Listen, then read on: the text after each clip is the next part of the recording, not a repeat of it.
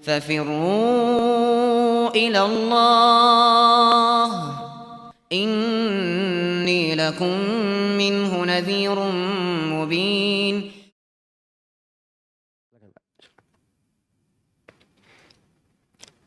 Bismillah. Bagaimana menyikapi kekhawatiran di masa mendatang, Ustadz? Jadi yang pertama terkait dengan masalah kekhawatiran akan masa mendatang. Kekhawatiran akan masa mendatang itu, kalau dia terkait dengan urusan kita pribadi, terkait dengan masalah rezeki kita, itu hal yang tidak perlu dikhawatirkan. Hal yang tidak perlu dikhawatirkan dan dipikirkan. Sebab rezeki itu sudah ditanggung oleh Allah. Sudah ditanggung oleh Allah Subhanahu wa ta'ala. Maka apa yang sudah ditanggung oleh Allah Subhanahu wa ta'ala, kita masuk di dalam memikirkannya, itu akan memberatkan diri kita sendiri. Ya, sebab itu memang bukan ranah kita. Dan bukan kita juga yang punya urusan di situ. Jelas ya?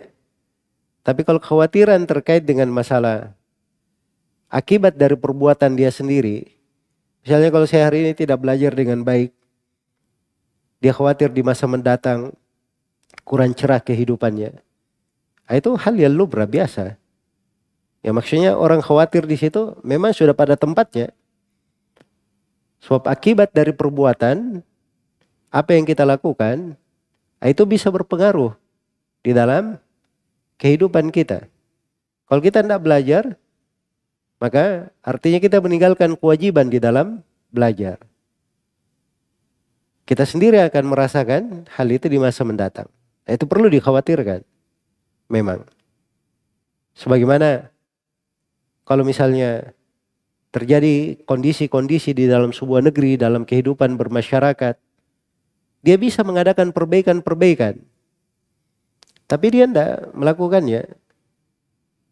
Dikhawatirkan di masa mendatang, di generasi yang masa mendatang, itu akan tertimpa kejelekan atau akan mundur atau yang semisal dengannya. Kayak ini kekhawatiran bagus ya. Itu pada tempatnya. Ya. Karena itu seorang yang bisa mengadakan perbaikan,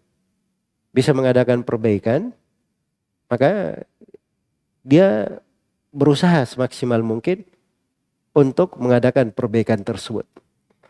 Karena itu saya globalkan ya terkait dengan masalah masa mendatang. Masa mendatang itu ada hal, itu adalah ketentuan dari Allah Subhanahu wa ta'ala. Terkait dengan rezeki, ya terkait dengan jodoh, terkait dengan apapun dari takdir dan ketentuan, itu tidak perlu kita pikirkan. Itu bukan ranah kita. Kita serahkan kepada Allah Subhanahu wa ta'ala. Kemudian yang kedua terkait dengan akibat dari perbuatan kita. Akibat dari perilaku kita. Ya.